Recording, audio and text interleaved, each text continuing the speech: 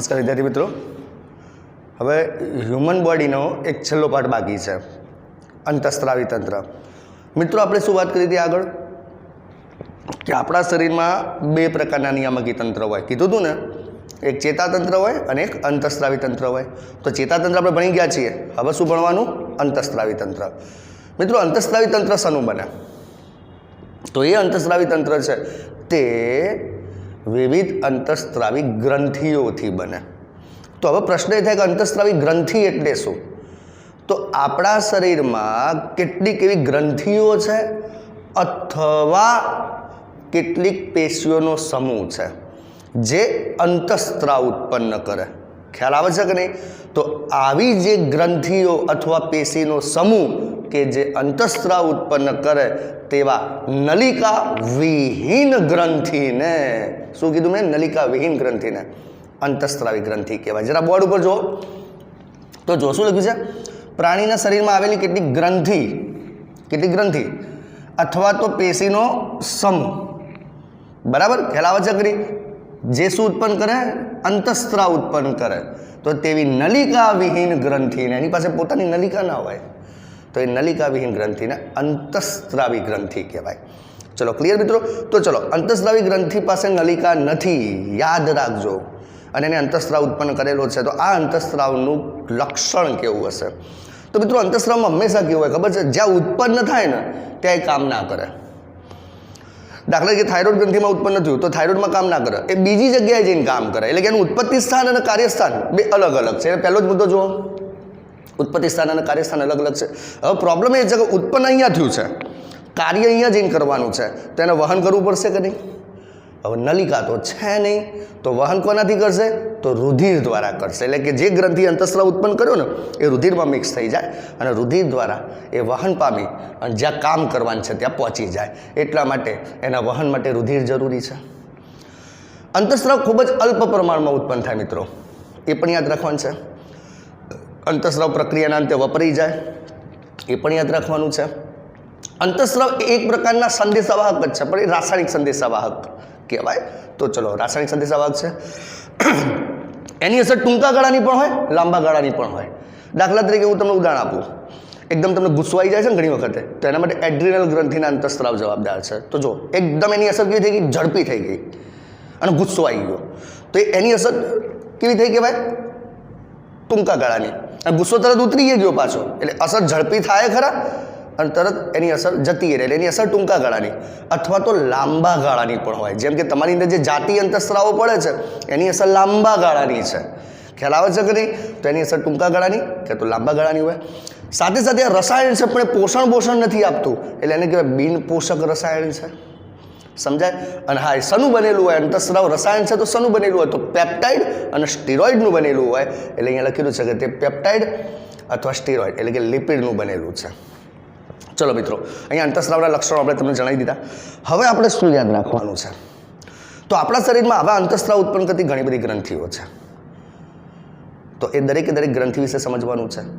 बराबर? थायरोइड ग्रंथि है, पेराथायरोइड ग्रंथि है, हाइपोथैलेमस है, पिट्यूटरी ग्रंथि है। लिस्ट बनावो तो घणुं बधुं छे अने टेक्स्टबुकनी अंदर आ चेप्टरना बीजा पेज पर ज एक ह्यूमननुं शरीर दोरेलुं छे अने एनी अंदर आ अंतस्त्रावी ग्रंथिओ बतावेली छे। जरा हुं तमने आकृति बतावी दઉં છું, ध्यान राखजो।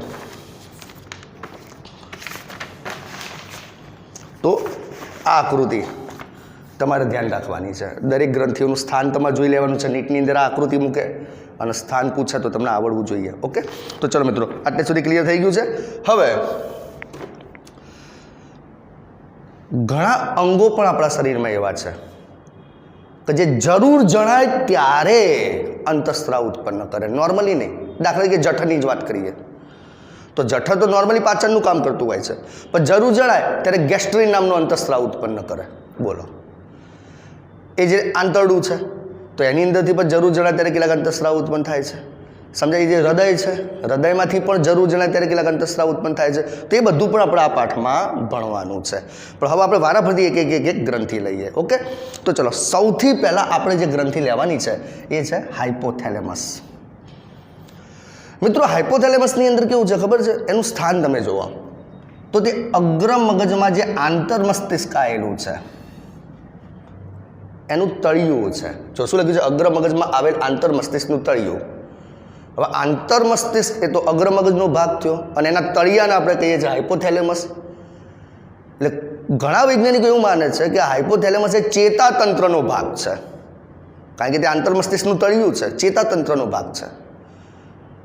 અને ઘણા વૈજ્ઞાનિકો એવું માને છે કે હાઇપોથેલેમસ એ અંતઃસ્ત્રાવ ઉત્પન્ન કરે છે, એટલે અંતઃસ્ત્રાવી તંત્રનો ભાગ છે. એટલે બે ડાઉટ છે, હું તમને સોલ્વ કરાવી દઉં આ ડાઉટ. તો ધ્યાન રાખજો કે ભાઈ અમુક વૈજ્ઞાનિકોએ ચલો સંશોધન કર્યું કે ભાઈ હાઇપોથેલેમસ શું છે, તો ખબર પડી કે આંતર મસ્તિષ્કનું તળિયું છે. એટલે એ લોકો તો શું માનવાના કે ચેતાતંત્રનો ભાગ છે, પણ એ ભલે આંતર મસ્તિષ્કનું તળિયું રહ્યું, પણ એની અંદર કેટલાક અંતઃસ્ત્રાવ ઉત્પન્ન કરતા ચેતાકોષો છે. અંતઃસ્ત્રાવ ઉત્પન્ન કરતા ચેતાકોષો એટલે એને ચેતાસ્ત્રાવી કોષો કહેવાય. એટલે બીજા વૈજ્ઞાનિકો શું કહેવા માંડ્યા કે ભાઈ આમાંથી તો અંતઃસ્ત્રાવ ઉત્પન્ન થાય છે, એટલે અંતઃસ્ત્રાવી તંત્રનો ભાગ થયો. એટલા માટે અત્યારે આપણી જે બાયોલોજીકલ દુનિયા છે એ બે વસ્તુ માને છે. અમુક લોકો એને મગજનો ભાગ એટલે કે ચેતાતંત્રનો ભાગ માને છે અને અમુક લોકો એને અંતઃસ્ત્રાવી તંત્રનો ભાગ માને છે. બરાબર? તો ચલો વાંચી લેજો. સ્થાન શું છે? અગ્ર મગજમાં આવેલ આંતર મસ્તિષ્કનું તળિયું છે. બરાબર? અને શેનું બનેલું છે? ચેતાકોષોનું. અને અંતઃસ્ત્રાવ ઉત્પન્ન કરે છે, એટલે એ ચેતાકોષોને શું કહેવાય? ચેતાસ્ત્રાવી કોષો. ઓકે મિત્રો, એ બે પ્રકારના અંતઃસ્ત્રાવ ઉત્પન્ન કરે. એક RH પ્રકારના અને બીજા IRH પ્રકારના. RH પ્રકારનાને કહેવાય રિલીઝિંગ હોર્મોન અને IRH પ્રકારનાને કહેવાય ઇન્હિબિટરી રિલીઝિંગ હોર્મોન. હવે આ છે શું? તો ચલો હું તમને સમજાવી દઉં. હવે તો બરાબર ધ્યાન રાખજો, થોડી સ્પીડ ઓછી કરીએ છીએ. અહીંયા આગળ મારે જો સાદા શબ્દોમાં કહેવું એવું કહેવાય કે હાઇપોથેલેમસ એ બધાનો દાદો છે. દાદો કેમ? તો ચલો ધ્યાન રાખજો. માની લો કે એ આ હાઇપોથેલેમસ છે. બરાબર? આ પિચ્યુટરી છે, અહીંયા લખેલું છે આ હાઇપોથેલેમસ, આ પિચ્યુટરી. બરાબર? અને આપણી બાકીની ગ્રંથિઓ છે, એના નંબર આપી દઈએ 1 2 3 4. કદાચ દેખાતું હશે, ના દેખાતું હોય તો ચલો એક કામ કરીએ, થોડા ઉપર બતાવી દઈએ.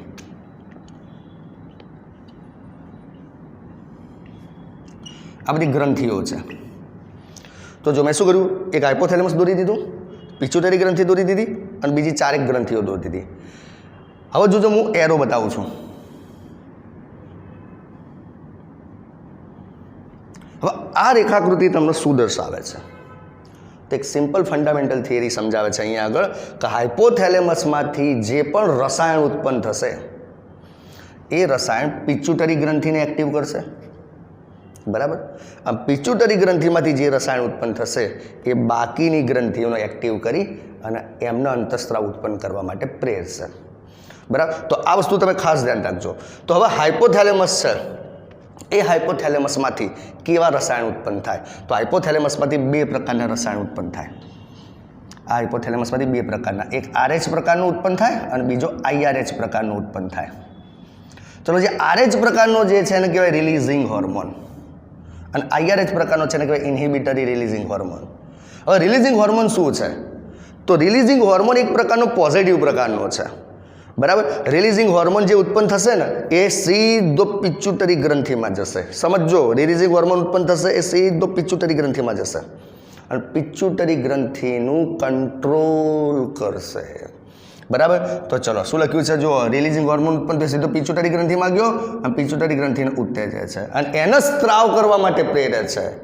એટલે એનો મતલબ બોલો, પિચ્યુટરી ગ્રંથિને સ્ત્રાવ કરવો હતો તો કોને પરમિશન આપી? તો હાઇપોથેલેમસમાંથી ઉત્પન્ન થતા RH પરમિશન આપી અને આ RH જેવો પિચ્યુટરીમાં ગયો એટલે પિચ્યુટરીને સ્ત્રાવ કરવા માટે પ્રેર્યો. બોલો, ક્લિયર થયું?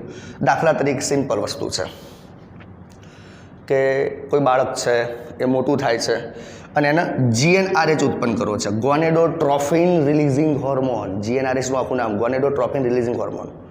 બરાબર? સોરી, થોડી ભૂલ થઈ ગઈ મારાથી. ચલો, કોઈક બાળક છે એને ગોનેડોટ્રોફિન GN, ખાલી GN, સોરી, GN ઉત્પન્ન કરવો છે. હવે કોઈ બાળકને GN ઉત્પન્ન કરો છે તો GN તો ક્યાંથી ઉત્પન્ન થવાનું છે? પિચ્યુટરી ગ્રંથિમાંથી. સમજો, તો કોઈ બાળકને GN ઉત્પન્ન કરો છે તો GN તો પિચ્યુટરી ગ્રંથિમાંથી ઉત્પન્ન થાય, પણ પિચ્યુટરી ગ્રંથિ શું કહે છે ખબર છે? ભાઈ, હું હાલ ના કરું ઉત્પન્ન, ઉપરથી પરમિશન આવે તો કરું. તો ઉપરથી પરમિશન એટલે ક્યાંથી? હાઇપોથેલેમસમાંથી. એટલે હાઇપોથેલેમસ શું કરશે? GN ઉત્પન્ન કરવાવાળો RH મોકલશે. એટલે એને શું કહેવાય? GnRH. એટલે અહીંથી આવશે GnRH જે પિચ્યુટરીમાં આવશે, ખ્યાલ આવે છે? હવે ખ્યાલ આવી ગયો કે નહીં? તો જેવો પિચ્યુટરીમાં આવશે એટલે પિચ્યુટરી ગ્રંથિ તરત જ GN એટલે કે ગોનેડોટ્રોપિન ઉત્પન્ન કરી નાખશે. GN એટલે FSH અને LH નામના અંતઃસ્ત્રાવો. બોલો, ક્લિયર થઈ ગયું? તો ચલો વાંચો. તો RH ઉત્પન્ન કરે છે કોણ? Hypothalamus releasing hormone. એ રિલીઝિંગ હોર્મોન કોને ઉત્તેજે છે? પિચ્યુટરી ગ્રંથિને. દાખલા તરીકે ચલો એને GnRH ઉત્પન્ન કર્યો અને એ GnRH જેવો પિચ્યુટરીમાં આવ્યો એટલે પિચ્યુટરીમાંથી શું પડ્યો? GN પડ્યો, ગોનેડોટ્રોફિન. બોલો, ક્લિયર? કમ્પ્લીટ. હવે મિત્રો અહીંયા આગળ એક સીધી વસ્તુ છે કે હાઇપોથેલેમસને પિચ્યુટરીનું કંટ્રોલ કરવાનું છે, બરાબર? તો હવે બંને વચ્ચે કંઈક કનેક્શન હોવું જોઈએ.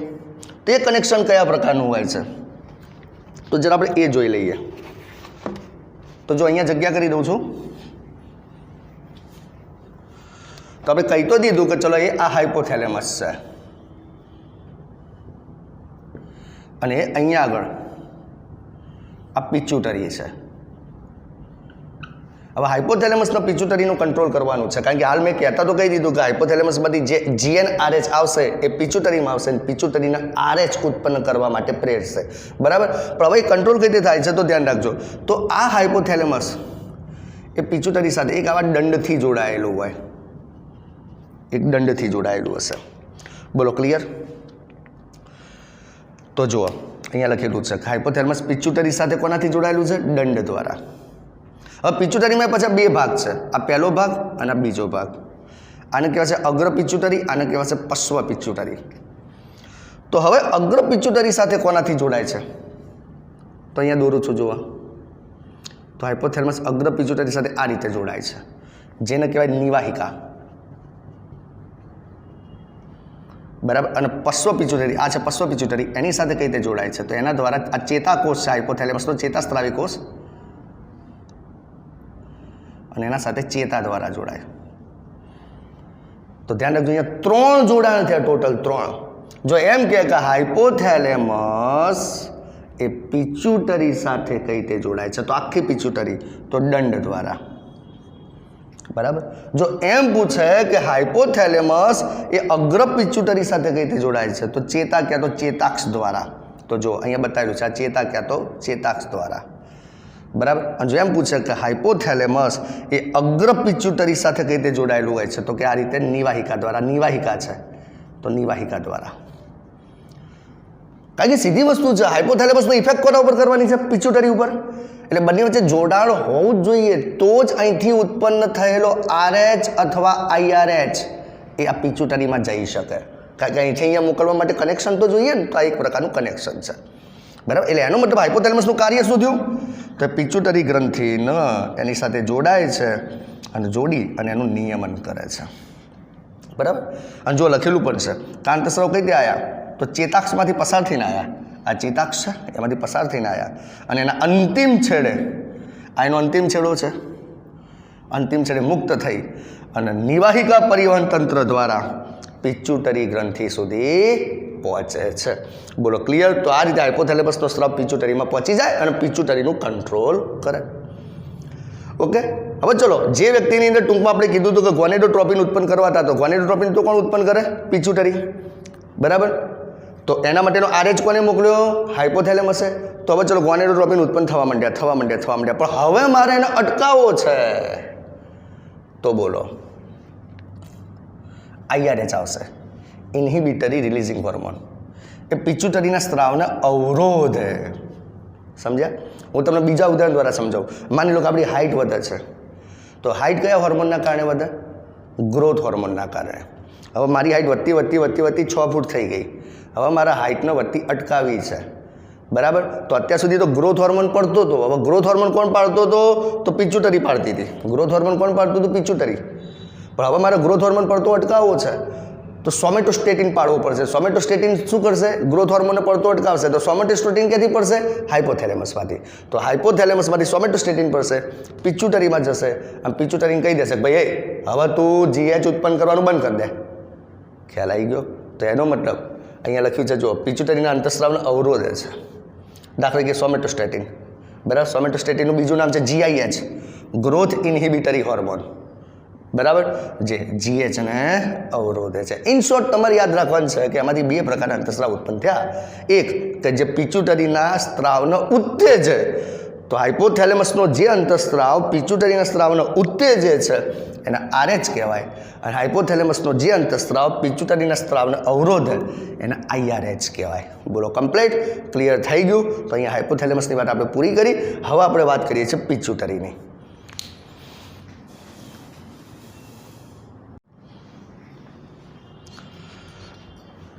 ચલો મિત્રો, હવે આપણે જોવાનું છે પિચ્યુટરી ગ્રંથિ.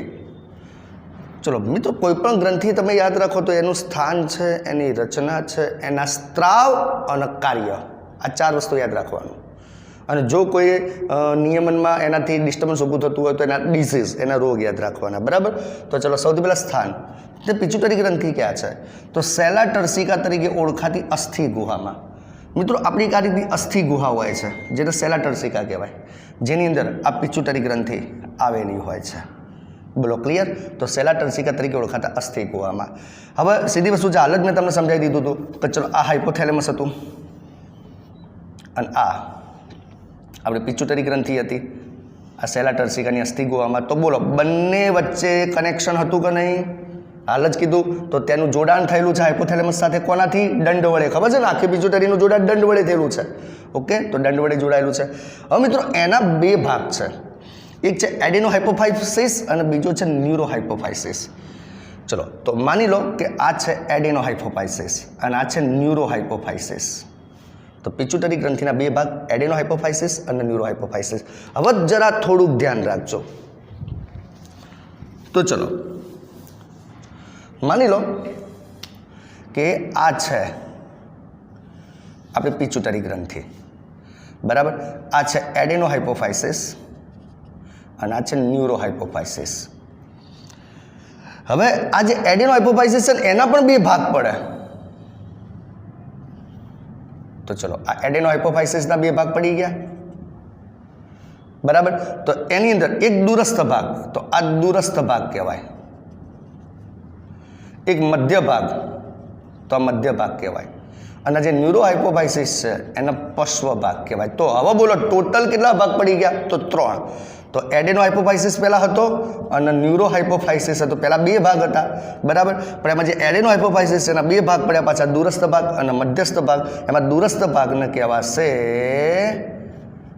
અગ્ર પિચ્યુટરી, મધ્ય ભાગને કહેવાશે મધ્ય પિચ્યુટરી, અને આ ન્યુરો હાઇપોફાઇસિસ જે પશ્વ ભાગ છે એને કહેવાશે પશ્વ પિચ્યુટરી. ઓકે, અને અગ્ર, મધ્ય, પશ્વ પિચ્યુટરી જે છે દરેકના અંતઃસ્ત્રાવો અલગ અલગ છે. ઓકે, એમાં સૌથી જટિલ ભાગ છે અગ્ર પિચ્યુટરી. તો મિત્રો, જો અગ્ર પિચ્યુટરી જે છે, મેં પહેલાં જ તમને કીધું હતું કે હાઇપોથેલેમસમાંથી પડતો સ્ત્રાવ પિચ્યુટરીને એક્ટિવ કરે અને પિચ્યુટરીમાંથી પડતો સ્ત્રાવ બાકીની ગ્રંથિઓને એક્ટિવ કરે. એટલે એનો મતલબ કે પિચ્યુટરીને જો સ્ત્રાવ કરવો છે, તો હાઇપોથેલેમસની પરમિશન લેવી પડે, અને બાકીની ગ્રંથિઓને જો સ્ત્રાવ કરવો છે, બરાબર, તો એને પિચ્યુટરીની પરમિશન લેવી પડે. તો અહીંયા શું થશે? તો અગ્ર પિચ્યુટરી જે છે એ કયા કયા હોર્મોન પાડશે? તો અગ્ર પિચ્યુટરીમાંથી એક તો ગ્રોથ હોર્મોન પડે છે, જીએચ, વૃદ્ધિ અંતઃસ્ત્રાવ જેને કહેવાય. નામ જ છે વૃદ્ધિ અંતઃસ્ત્રાવ, એટલે વૃદ્ધિ માટે જવાબદાર છે. બરાબર, જે આપણી હાઇટ માટે જવાબદાર છે. પણ હવે ઘણી વાર એમાં પણ અનિયમિતતા જોવા મળે કે માની લો કે બાળપણમાં સ્ત્રાવ ઓછો પડ્યો, બાળપણમાં સ્ત્રાવ ઓછો, તો બાળકમાં વામનતા આવી જાય છે. એ જે બાળપણમાં સ્ત્રાવ વધુ પડ્યો તો એમાં મહાકાયતા એટલે કે ઝાયન્ટિઝમ આવી જાય છે. એટલે યાદ રાખજો, આ બે ખામીઓ પૂછાય. કોઈ વ્યક્તિની અંદર બાળપણમાં સ્ત્રાવ ઓછો પડ્યો તો વામનતા, બાળપણમાં સ્ત્રાવ વધારે પડ્યો તો મહાકાયતા એટલે કે ઝાયન્ટિઝમ. પણ કોઈક વ્યક્તિમાં કેવું છે, બાળપણમાં સ્ત્રાવ નોર્મલ છે પણ પુખ્ત બન્યો અને એ વખતે પછી એનો સ્ત્રાવ વધી ગયો, પુખ્તાવસ્થાએ સ્ત્રાવ વધી ગયો, જીએચનો સ્ત્રાવ, તો એ વખતે જો પુખ્ત વ્યક્તિમાં વધુ પડી જાય તો એને એક્રોમેગેલી એટલે કે વિરૂપતા કહેવાય. એમાં શું થાય ખબર છે? આપણા હાથ એકદમ લાંબા થઈ જાય, આપણું જડબું એકદમ લાંબુ થઈ જાય, તેને વિરૂપતા કહેવાય. તો ચલો, પહેલો જીએચ. હવે ચલો, મેં કીધું હતું કે પિચ્યુટરી બાકીની ગ્રંથિઓનું કંટ્રોલ કરે, બરાબર ને? તો ચલો, કોઈક સ્ત્રીની સ્તન ગ્રંથિ છે, સ્તન ગ્રંથિમાંથી દૂધનો સ્ત્રાવ પ્રેરવો છે, તો સ્તન ગ્રંથિ દૂધનો સ્ત્રાવ કરી શકે છે, પણ જ્યાં સુધી પરમિશન નહીં આવે ત્યાં સુધી નહીં કરે. એટલે અગ્ર પિટ્યુટરી શું કરશે? PRL ઉત્પન્ન કરશે અને સ્તન ગ્રંથિમાં મોકલશે, જેનું નામ છે PRL, પ્રોલેક્ટિન. એટલે અગ્ર પિટ્યુટરીમાંથી પ્રોલેક્ટિન ઉત્પન્ન થશે, એ સ્ત્રીની સ્તન ગ્રંથિમાં જશે અને દૂધનો સ્ત્રાવ પ્રેરશે. એ જ રીતે ચલો થાઇરોઇડ ગ્રંથિને સ્ત્રાવ કરવો છે, થાઇરોઇડ ગ્રંથિને, તો જ્યાં સુધી અગ્ર પિટ્યુટરીમાંથી પરમિશન નહીં આવે ત્યાં સુધી થાઇરોઇડ ગ્રંથિ પણ કામ નહીં કરી શકે. એ થાઇરોઇડ ગ્રંથિમાંથી TSH પડશે, થાઇરોઇડ સ્ટિમ્યુલેટિંગ હોર્મોન, TSH, અને એનાથી થાઇરોઇડ ગ્રંથિનો સ્ત્રાવ થઈ જશે. એ જ રીતે એડ્રિનલ ગ્રંથિને અંતઃસ્ત્રાવ ઉત્પન્ન કરવો છે, એડ્રિનલ ગ્રંથિને, તો એને પણ પરમિશન લેવી પડશે. એટલે અગ્ર પિટ્યુટરી શું કરશે? ACTH ઉત્પન્ન કરશે, એડ્રિનો કોર્ટિકોટ્રોપિક હોર્મોન, અને ACTH એડ્રિનલ ગ્રંથિમાં મોકલશે અને એની અંદર પણ સ્ત્રાવ ઉત્પન્ન થઈ જશે. અને એ જ રીતે આપણી જે જાતીય ગ્રંથિઓ છે, અંડપિંડ અને શુક્રપિંડ, એ જાતીય ગ્રંથિને GN ઉત્પન્ન કરો છે, GN, ગોનેડોટ્રોફિન, તો એના માટે પણ અગ્ર પિટ્યુટરીમાંથી આપણી ગ્રંથિઓને, મારી ભૂલથી, આપણી ગ્રંથિઓને, જાતીય ગ્રંથિઓને LH અને FSH ઉત્પન્ન કરવો છે. આ જાતીય અંતઃસ્ત્રાવ LH અને FSH, તો અગ્ર પિટ્યુટરી શું મોકલશે? GN મોકલશે, ગોનેડોટ્રોફિન.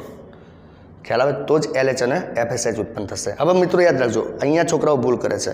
LN અને FSH બંને સ્ત્રીમાં પણ ઉત્પન્ન થાય છે અને પુરુષમાં પણ ઉત્પન્ન થાય છે, પણ બંને જગ્યાએ કામ અલગ અલગ કરે. જોજો અહીંયા, માનો કે LH જો નરમાં ઉત્પન્ન થાય ને, જો LH નરમાં ઉત્પન્ન થયો, કારણ કે હું નર છું, મારી અંદર LH ઉત્પન્ન થયો, તો એ શું કામ કરશે? શુક્રપિંડમાંથી એન્ડ્રોજન્સ અંતઃસ્ત્રાવ ઉત્પન્ન કરાવડાવશે. એન્ડ્રોજન્સ, ટેસ્ટેસ્ટેરોન, બરાબર? તો એન્ડ્રોજન્સનું બીજું નામ ટેસ્ટેસ્ટેરોન યાદ રાખજો. પણ એ જ LH જો માદામાં ઉત્પન્ન થાય, તો તમે માદા પ્રજનન તંત્રમાં શીખશો, જે પરિપક્વ પુટિકાથી એને શું કહેતા હતા આપણે? ગ્રાફિયન પુટિકા. એનો વિકાસ કરાવડાવે અને કોર્પસ લ્યુટિયમને જાળવે. તો જો LH નરમાં અલગ કામ કર્યું, માદામાં અલગ કામ કર્યું. એ જ રીતે FSH જો નરમાં ઉત્પન્ન થાય, તો હા, FSH નરમાં એકલો કામ ના કરી શકો, નરમાં FSH એકલો કામ ના કરી શકે, તો FSH અને જે આ ઉત્પન્ન થયેલો એન્ડ્રોજન હતો ને, બે ભેગા થઈ અને શુક્રકોષ બનાવે, એટલે કે શુક્રકોષ જનન કરે. ક્લિયર? અને એ જ રીતે જો એ FSH માદામાં ઉત્પન્ન થાય તો અંડપુટિકાનો વૃદ્ધિ અને વિકાસ કરે. તો આ ગ્રાફ, આ કોઠો છે, એ જરા તમે યાદ રાખી લેજો, બરાબર? રિવિઝન કરવાનો ટાઈમ આપણી પાસે હાલ નથી, એટલે તમે યાદ રાખી લેજો. ચલો, હવે મિત્રો છે મધ્ય ભાગ. અગ્ર પિટ્યુટરીના અંતઃસ્ત્રાવ પૂરા થઈ ગયા. હવે મધ્ય પિટ્યુટરીના અંતઃસ્ત્રાવો. મધ્ય પિટ્યુટરીમાંથી એક જ પડે, MSH, મેલેનોસાઇન સ્ટિમ્યુલેટિંગ હોર્મોન. જે શું કરે ખબર છે? આપણા શરીરના જે મેલેનિન કણો છે ને, એનું સર્જન કરે. અને મેલેનિન કણો આપણી ત્વચાના રંગ માટે જવાબદાર હોય, બરાબર? એટલે તમને ખબર છે કે પેલું એક કાનુડાનું ગીત છે, રાધા ક્યુ ગોરી મેં ક્યુ કાલા. ભાઈ, રાધાની અંદર MSH ઓછો પડે છે, એટલે મેલેનિન ઓછો બને, એટલે ધોળી હોય. હવે આપણા કાનુડામાં બિચારાને MSH વધારે પડે છે, MSH વધારે પડે એટલે મેલેનિન વધારે બને, અને મેલેનિન વધારે બને એટલે કાનુડો કાળો છે. તો હવે જવાબ મળ્યો. હે, વારે ઘડે પૂછપૂછ કરતા હતા, બરાબર, યશોદા મૈયાને કે ભાઈ રાધા કેમ ધોળી છે ને હું કેમ કાળો છું? તેનું કારણ ભાઈ આ અંતઃસ્ત્રાવ છે. ઓકે, તો MSH ખ્યાલ આવી ગયો. ઓકે, સાથે સાથે હવે છેલ્લું ગ્રંથિ એની અગ્ર પિટ્યુટરી પૂરી, મધ્ય પિટ્યુટરી પૂરી, હવે પશ્વ પિટ્યુટરી, જેને ન્યુરોહાઇપોફાઇસિસ કહેવાય. મિત્રો અહીંયા છોકરાઓ ભૂલ કરે છે. એવું સમજે છે કે ન્યુરોહાઇપોફાઇસિસ ઓક્સિટોસિન અને વાસોપ્રેસિન ઉત્પન્ન કરે છે. ના, ખરેખર ઓક્સિટોસિન અને વાસોપ્રેસિન આ બંને અંતઃસ્ત્રાવો ઉત્પન્ન કોણ કરે છે? હાઇપોથેલેમસ. નીટમાં પૂછાય કે ઓક્સિટોસિન અને વાસોપ્રેસિન ઉત્પન્ન કોને કર્યા? તો હાઇપોથેલેમસે કર્યા.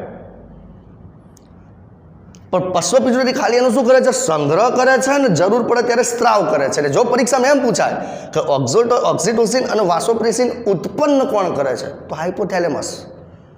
અને એનો સ્ત્રાવ અને સંગ્રહ કોણ કરે છે? તો પશ્વ પિટ્યુટરી. ઓકે, તો યાદ રાખજો. તો ઓક્સિટોસિન શું કરશે? તો ઓક્સિટોસિન એ આપણે જે સરળ સ્નાયુ હોય, લીસા સ્નાયુ, જેને આપણે કોષ્ઠાંત સ્નાયુ કહીએ, જેમ કે ગર્ભાશયના સ્નાયુ, એમાં પ્રબળ સંકોચન કરે. જ્યારે પ્રસવ ક્રિયા થવાની હોય ને, તો સરળતાથી થઈ જાય. અને સાથે સાથે સ્તન ગ્રંથિનો વિકાસ પણ કરે. તો પરીક્ષામાં પૂછાય સ્તન ગ્રંથિના વિકાસ માટે કોણ કોણ જવાબદાર? તો ઓક્સિટોસિન પણ જવાબદાર, અને પેલો આ PRL પણ જવાબદાર, કારણ કે એ પણ સ્તન ગ્રંથિનો વિકાસ કરીને દૂધનો સ્ત્રાવ કરતો હતો. સાથે સાથે વાસોપ્રેસિન, એ તો મેં પેલા ઉત્સર્જન તંત્રવાળા પાઠમાં ભણાવી દીધું છે, ખબર છે ને? વાસોપ્રેસિન એટલે ADH, જે શું કરે છે? તો મૂત્રપિંડ નલિકાનો જે દૂરસ્થ ગુચરામય ભાગ છે એનું પુનઃશોષણ વધારે, મોટા ભાગનું પાણીની ઇલેક્ટ્રોલાઇટ શોષી લે. ઓકે, ક્લિયર થઈ ગયું. પણ કોઈક વ્યક્તિમાં જો ADH ઓછો પડ્યો તો પુનઃશોષણ નહીં થાય, એટલે મોટાભાગનું પાણી ઇલેક્ટ્રોલાઇટ શરીરની બહાર જતા રહેશે, તો એ રોગને કહેવાય ડાયાબિટીસ ઇન્સિપિડસ. મિત્રો મેલિટસ અલગ છે, ડાયાબિટીસ બે પ્રકારના હોય, ડાયાબિટીસ મેલિટસ અને ડાયાબિટીસ ઇન્સિપિડસ, ભૂલ ના કરતા. તો ડાયાબિટીસ ઇન્સિપિડસ માટે કોણ જવાબદાર? તો ADHની અલ્પ પ્રાપ્તિ, ADH ઓછો હોય એટલે પુનઃશોષણ ઓછું થાય, ખ્યાલ આવે છે કે નહીં? એટલે શરીરમાંથી પાણી બધું જતું રહે, નિર્જલીકરણ થઈ જાય, તો એને કહેવાય ડાયાબિટીસ ઇન્સિપિડસ. તો ચલો મિત્રો, પિચ્યુટરી ગ્રંથિ પૂરી કરી દીધી છે. હવે આપણે જોઈશું આગળની ગ્રંથિ.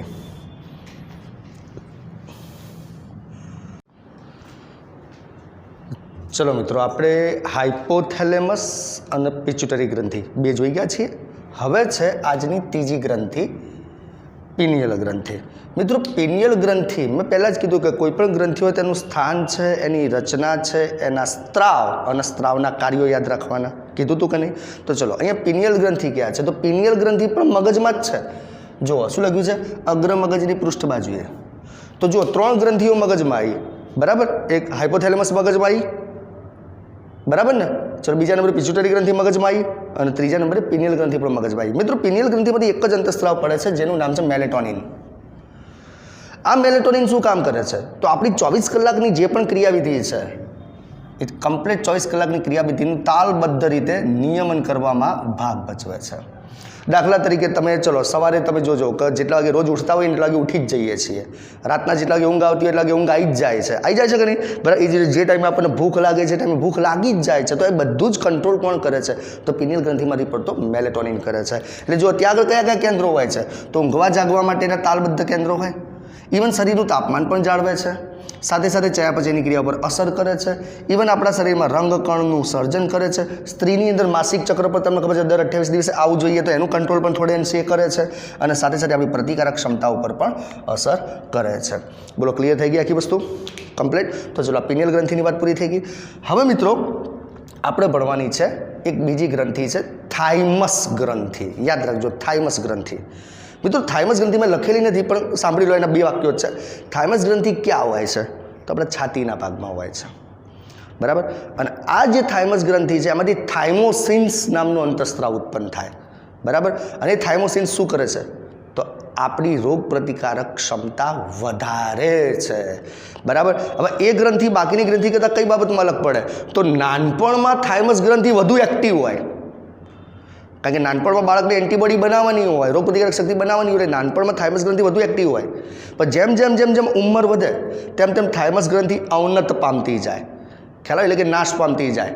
અને પુખ્ત અવસ્થાએ તો થાઇમસ ગ્રંથિનું કદ ઘટી જાય, અને જ્યારે વૃદ્ધાવસ્થાએ તો થાઇમસ ગ્રંથિ સાવ નિષ્ક્રિય જેવી થઈ જાય. એનું કે ઉંમર વધે તેમ થાઇમસ ગ્રંથિ અવનત પામતી જાય. એનું કે તમારી સરખામણી હું મારી સાથે કરું તો તમારી થાઇમસ ગ્રંથિ સારી વિકસિત હશે અને મારી અલ્પ વિકસિત થઈ ગઈ હશે, અને મારી સરખામણી મારા મધર સાથે કરું તો મારી થાઇમસ ગ્રંથિ વધુ સારી કહેવાશે, મારા મધરની સાવ ઓછી થઈ ગઈ હશે. ઓકે, તો ટૂંકમાં આ રીતે ઉંમર વધે તેમ થાઇમસ ગ્રંથિ એ અવનત પામતી જાય છે. એટલા માટે જ વૃદ્ધ વ્યક્તિઓ જલ્દી બીમાર પડી જાય છે. બોલો, ક્લિયર? ચલો, એ જ રીતે હવે આગળની ગ્રંથિ ભણવાની છે આપણે, થાઇરોઇડ ગ્રંથિ. મિત્રો થાઇરોઇડ ગ્રંથિ ક્યાં હોય? તો જરા આપણે થોડી જગ્યા કરી લઈએ અહીંયા આગળ. ચલો, તો થાઇરોઇડ ગ્રંથિ ક્યાં હશે? તો આપણી શ્વાસ નળી છે, તો શ્વાસ નળીની બંને બાજુએ થાઇરોઇડ ગ્રંથિ આવેલી હોય છે. હવે તમને એમ થાય કે સાહેબ આ તો થાઇરોઇડ ગ્રંથિ 2 છે. 2 નથી મિત્રો, છે એક જ, પણ તમે સામેથી દેખો છો એટલે તમને 2 દેખાય છે, પણ શ્વાસ નળીની બંને બાજુએ આવેલી છે, બરાબર. હકીકતમાં પાછળનો ભાગ જોશો ને, બરાબર, તો એ આવો દેખાશે. ખ્યાલ આવી ગયો આખી વસ્તુ, બરાબર. પણ એના સામેથી જુઓ છો એટલે તમને 2 દેખાશે. 2 નથી, એક જ છે. તો શ્વાસ નળીની બંને બાજુએ છે, બરાબર. ક્લિયર? એની પાસે 2 ખંડો છે, એક ડાબી બાજુનો અને એક જમણી બાજુનો, બરાબર. અને બંને ખંડો એકબીજા સાથે આ સેતુ કહેવાય, આ સેતુથી જોડાયેલા છે.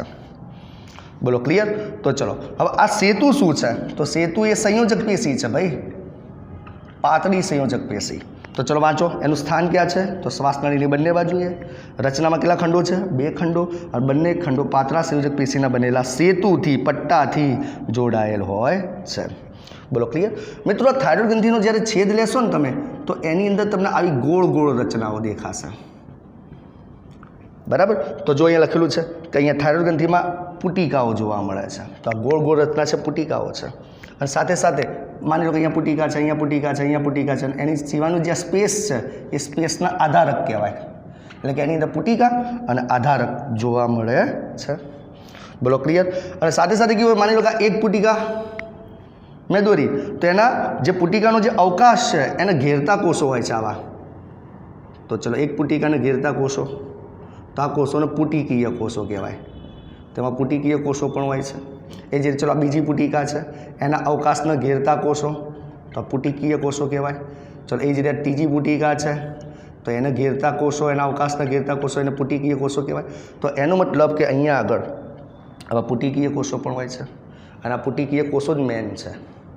એટલે તમારે શું યાદ રાખવાનું અહીંયા આગળ કે એ આખી થાઇરોઇડ ગ્રંથિ થઈ, એની અંદર આ પુટિકા થઈ અને પુટિકાના અવકાશના ઘેરતા કોષો એટલે પુટિકીય કોષો. અને આ પુટિકીય કોષો જ મેન છે કારણ કે એ જ થાઇરોઇડ ગ્રંથિના અંતઃસ્ત્રાવ ઉત્પન્ન કરે છે. મિત્રો થાઇરોઇડ ગ્રંથિમાંથી 2 અંતઃસ્ત્રાવ ઉત્પન્ન થાય છે. એક ટેટ્રા આયોડોથાઇરોનિન, ટેટ્રા એટલે 4 એટલે એને T4 કહેવાય, જેનું બીજું નામ થાઇરોક્સિન પણ છે. આ બીજું ટ્રાય આયોડોથાઇરોનિન જેને T3 પણ કહેવાય છે. બોલો ક્લિયર. પણ હા, આ બંને અંતઃસ્ત્રાવ ઉત્પન્ન કરવા હોય તો ફરજિયાત આપણા શરીરમાં આયોડિનનું પ્રમાણ પૂરતું હોવું જોઈએ કારણ કે એમાં આયોડિન જરૂરી છે. ઓકે, ચલો મિત્રો, તમારી અને મારી બંનેની થાઇરોઇડ ગ્રંથિ કમ્પ્લીટ છે. તો કયા કયા કામ કરી રહી છે? તો હાલ આપણા શરીરમાં થાઇરોઇડ ગ્રંથિ ઘણા બધા કામ કરે છે. જેમ કે આપણો બેઝલ મેટાબોલિક રેટ જે છે, ચયાપચયનો દર, એ હાલ જાળવી રાખે છે. આરબીસીનું નિર્માણ કરે છે, રક્તકણનું.